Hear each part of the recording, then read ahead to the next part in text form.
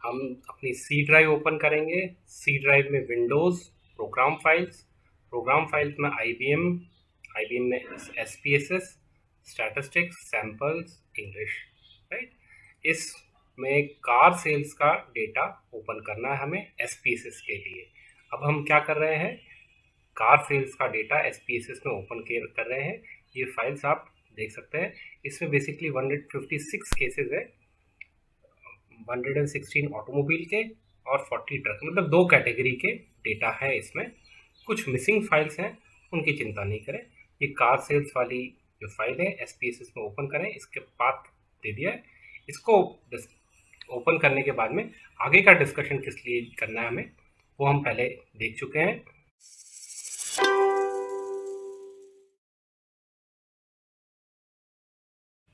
अभी हम इस टेबल के इस क्वाड्रेंट में है कि हमारा डिपेंडेंट वेरिएबल मेट्रिक है, इंडिपेंडेंट वेरिएबल नॉन मेट्रिक है। हम हाइपोथेसिस टेस्टिंग करने से पहले दो अजम्पशंस की बात कर रहे थे, नॉर्मल और होमोजीनियस, राइट। अब नॉर्मलिटी के लिए हम हमेशा ये ध्यान रखें कि नॉर्मलिटी के लिए हम देखते हैं हमारे डेटा में कोई आउटलायर है या नहीं। और आउटलायर कहाँ पे हो सकता है, रेशियो डेटा में, जहाँ ओपन एंडेड क्वांटिटेटिव क्वेश्चंस के थ्रू हमने कुछ डेटा कलेक्ट किया है। लेट्स से हमने मल्टीपल चॉइस क्वेश्चंस में डेटा रेस्पोंडेंट से कलेक्ट किया है, तो उस केस में उसमें कोई नॉर्मलिटी का क्वेश्चन ही नहीं आता, क्योंकि उसमें लेट्स से हमने पूछा मल्टीपल चॉइस क्वेश्चन के थ्रू कि आपके मोबाइल का ब्रांड कौन सा है, ए बी सी और डी। अब इसमें आउटलायर कैसे हो सकता है? ऐसा तो है नहीं कि वो अपनी मर्जी से जेड लिखते तो उसको आउटलायर मानेंगे, नहीं। Binary questions, yes no true false वाले क्वेश्चन, इसमें कहाँ से आउटलायर आ सकता है? स्केल स्ट्रांगली एग्री से स्ट्रांगली डिसएग्री या रैंकिंग, इस टाइप के डेटा में आउटलायर नहीं हो सकता है, इसलिए नॉर्मलिटी चेक करने की कोई स्कोप ही नहीं है यहाँ पे, राइट। तो ये बहुत बेसिक इनपुट है। Second input, outlier is unique case. हमने रेस्पोंडेंट से पूछा, हमने डेटा कलेक्ट किया और हमारा चॉइस, हमारा एरिया ऑफ फोकस है 18 टू 25 ईयर्स के रेस्पोंडेंट्स के बारे में, और गलती से उसमें कोई रेस्पोंडेंट ऐसा है जिसकी एज 75 या 90 ईयर्स है, तो वो बाय डिफ़ॉल्ट आउटलायर हो गया। इट्स अ यूनिक केस, इसका मतलब ये गलत डेटा नहीं है। अब वो आउटलायर एक वेरिएबल में है, मल्टीपल वेरिएबल में है, उसको इग्नोर कैसे करना है, डीसेलेक्ट कैसे करना है, उसको डिलीट नहीं करेंगे, डीसेलेक्ट करेंगे, राइट। इस चीज़ के लिए हम आगे डिस्कशन स्टार्ट करते हैं। हम जाते हैं एसपीएसएस में एनालाइज में, डिस्क्रिप्टिव स्टैटिस्टिक्स में एक्सप्लोर। ये मैप आपके सामने है। अब यहाँ पे चेक करने की कोशिश कर रहे हैं। हमारा सबसे पहला, हमने एक वेरिएबल सेलेक्ट किया, let's say engine size. Select dependent variable, we may select multiple dependent variable. एक डिपेंडेंट वेरिएबल सेलेक्ट किया या multiple variables dependent variable select किए। उसके बाद में यहाँ पे फैक्टर लिस्ट में नथिंग, देन अब अगर इस पर कुछ सेलेक्ट नहीं करेंगे तो सभी ऑब्जर्वेशंस के लिए जाएगा ये। और उसके बाद में हमें प्लॉट्स को क्लिक करना है।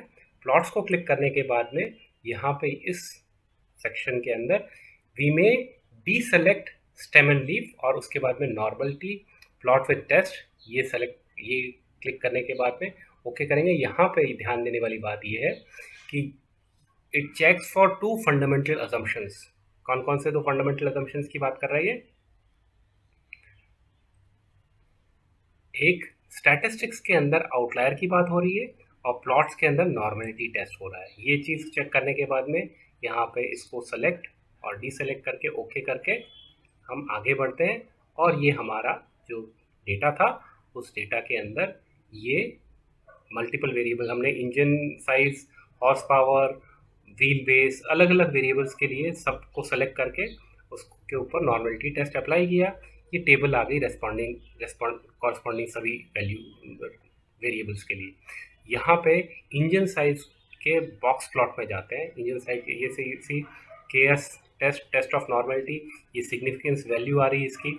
यहाँ पे वी लुक, यहाँ पे वन सैम्पल के एस टेस्ट की बात हो रही है, और यहाँ पे हम देखते हैं कि पी की वैल्यू 0.05 से ज़्यादा है या नहीं। देखिए यहाँ पे नहीं है, मतलब ये नहीं हो रहा है। यहाँ पे है, लेंथ में है और कर्व वेट में है, उसके अलावा बाकी सभी जगह पे 0.05 से छोटी वैल्यू है। इसका मतलब सभी जगह कोई ना कोई आउटलायर है। मतलब यहाँ पे नल हाइपोथेसिस क्या है, हमारी नल हाइपोथेसिस है कि your data is normally distributed, और यहाँ पे अगर 0.05 से ज़्यादा है वैल्यू तो मतलब नॉर्मली डिस्ट्रीब्यूटेड है, उससे कम है इसका मतलब null hypothesis rejected, data is not normally distributed.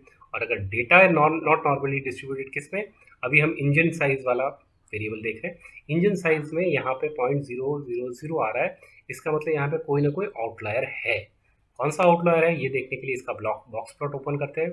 Box plot open किया तो हमको ये दिख गया, यहाँ पे एक स्टार है और सर्कल है, सर्कल पे 2 सीरियल नंबर दिए हुए हैं, स्टार पे 1 सीरियल नंबर दिया हुआ है। क्या लिख रहा है पहले इस बॉक्स प्लॉट को, ये बॉक्स प्लॉट यूनिवेरिएट है, यहाँ पे एक वेरिएबल के बारे में बात हो रही है, ठीक है। ये अपर कंट्रोल लिमिट, ये lower line lower control limit, उसके बाद में ये बीच वाली लाइन मीडियन, ये थर्ड क्वार्टाइल, ये फर्स्ट क्वार्टाइल, और ये जो 3 वैल्यू है ना, ये 3 सीरियल नंबर है। हमारे पास 156 सीरियल नंबर तक का डेटा है, उस 156 में सीरियल नंबर 39 जो है, सीरियल नंबर 39 जो है वो जो है स्टार, मतलब ये रेकमेंडेड आउटलायर है। देखिए हमारी वैल्यू यहाँ पे 6 मतलब 5 से लेके 1 पॉइंट समथिंग के बीच में, या 0.1 से थोड़ी सी कम और 5 से थोड़ी सी ज़्यादा के बीच में हमारी लोअर और अपर कंट्रोल लिमिट, सारा डेटा इसके बीच में लाई करता है। लेकिन इस सीरियल नंबर 39 बहुत ज़्यादा ऊपर ओवरशूट कर रहा है 8 के आसपास, ये तो रेकमेंडेड आउटलायर है, इसको तो डीसेलेक्ट करना ही पड़ेगा। देखेंगे इसको आगे। दूसरे और 2 सर्कल वाले आउटलायर, ये दीज आर जस्ट आउटलायर, ये मतलब 5 के थोड़ा सा ऊपर पर 6 से नीचे वाली वैल्यूज हैं, ठीक है।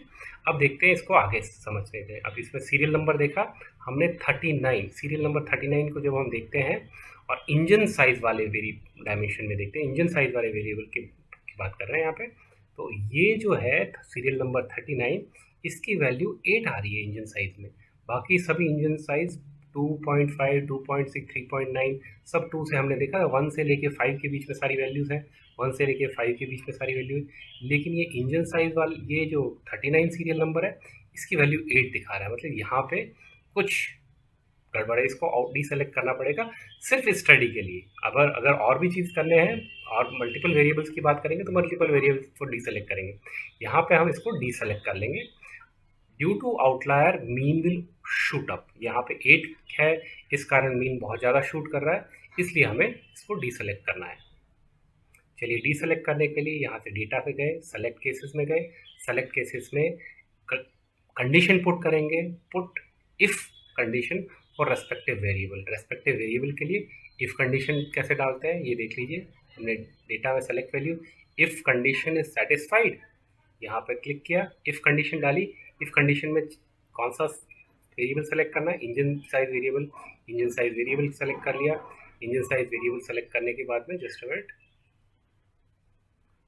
हमने डी सेलेक्ट कर दिया रोड। अब ये जैसे ही सेलेक्ट जैसे ही किया तो ये वैल्यू अपने आप यहाँ पे लेट सी ये जस्ट मिनट ये अपने आप सीरियल नंबर 39 डी सेलेक्ट हो गया, और हमारी ये calculation now once again check, so long you discuss engine size variable serial number will not be included for remaining, और अगर आपको वापस से करना है तो रीसेलेक्ट कर लीजिए, कंटिन्यू कर लीजिए।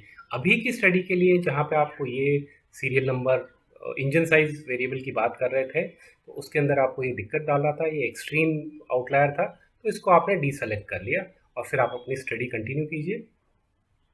That was all to check outlier present in your study.